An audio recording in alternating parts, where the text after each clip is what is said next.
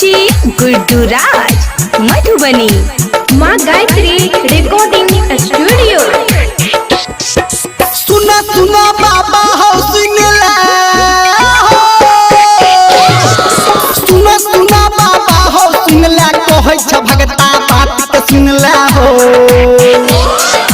काबर उठा के जब घर एलिए गंगा जी में जल भरलिए भोला हो तोरा हाथ पर चढ़लिए कहियो न तोहर दर्शन पलिए। सुना सुना बाबा हो सुनला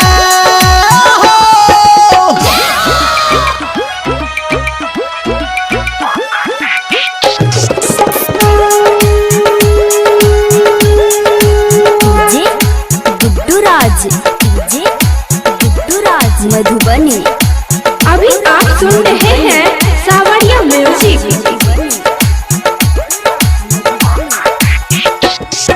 सुना सुना भोला हो सुनला सुना सुना बाबा हो सुनला कहै छ भगता बात के सुनला हो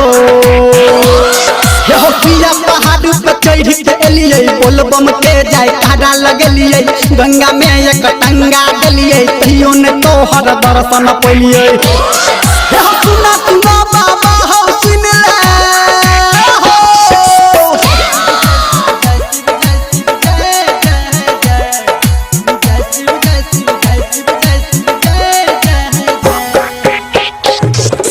डीजे गुड्डू राज मधुबनी।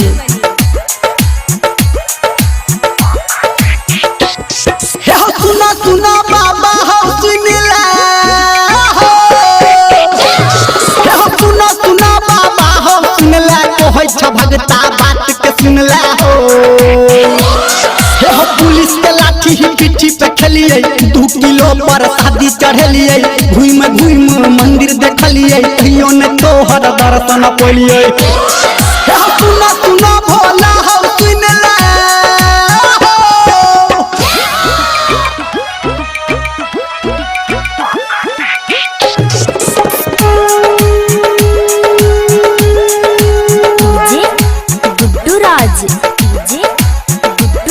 मधुबनी मधुबनी।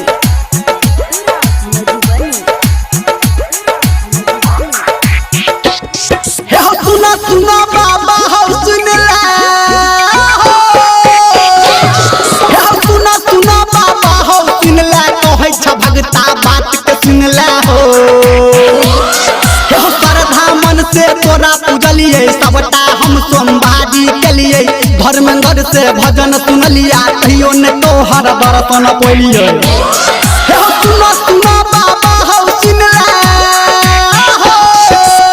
हो बाबा कत सुतल छ।